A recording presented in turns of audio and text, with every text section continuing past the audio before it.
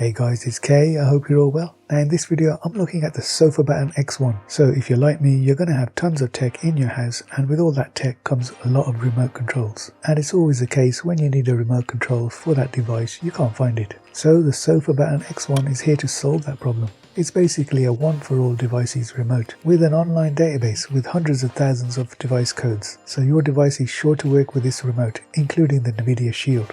So before I demonstrate how to use the remote, let's take a quick look inside the box. Now it's always good to see it comes nicely packed in this foam surround. We've got the obligatory stickies and we'll just peel those off. So on first glance the remote is sleek, slender, and it's a pretty pro looking device. You've got the rollable in the middle of the remote, which is going to help you navigate. We've got a nice large clear LCD screen there. We've got a D-pad and an enter button in the middle, and we've got volume, channel and menu buttons. Pretty much what you normally see on any remote.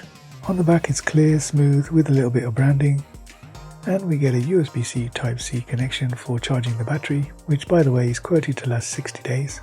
So let's take a look at what else we get in the box, and the first thing we see is the instruction manual. So guys, I can't stress enough on how important it is to read this. Just scan the code here to download the app for the remote, and then just follow the on-screen instructions on your phone. There's a power plug which is used to charge the base station, 2 infrared blaster receivers in case you want to put the base station inside your TV cabinet, a USB-C cable for the power plug, and finally the base station for the SofaBaton X1. Now the remote will only work with this base station as it contains the infrared, Bluetooth and Wi-Fi modules. There's an LED light there to show transmission, and we've got a power button, a USB-C charge point, and the inputs for the 2 infrared receivers.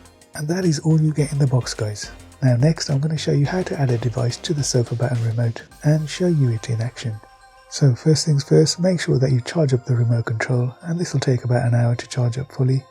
Once the remote is charged, plug in the base station, power up the remote, and you'll get the following menu pop up on the screen, which you can scroll through using the built-in scroll ball. There's loads of settings here to customize the remote. You can change the LCD screen wake time, restart the remote, fix functions if they're not working. You can check for updates in the firmware, and finally sync with the base station. So the next thing to do is install the app on your phone and then select Setup New Hub and follow the on-screen instructions.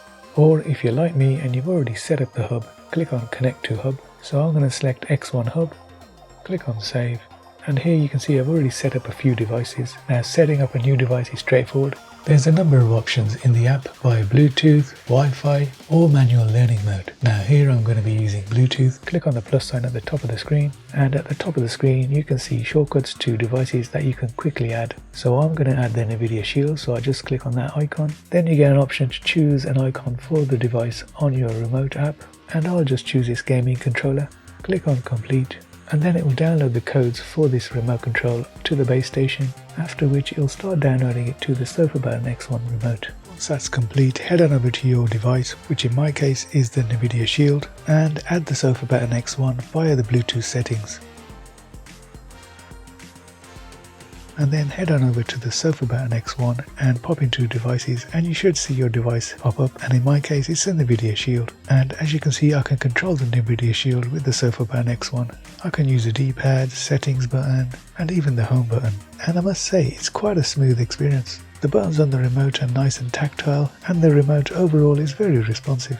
And if you select the NVIDIA Shield option on your remote, you can scroll down a list of commands, including channel numbers, play, pause, sleep, forward, rewind, and so on.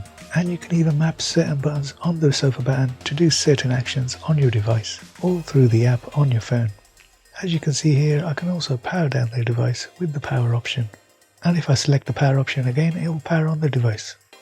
And of course, you can actually control all your devices with the app on the phone.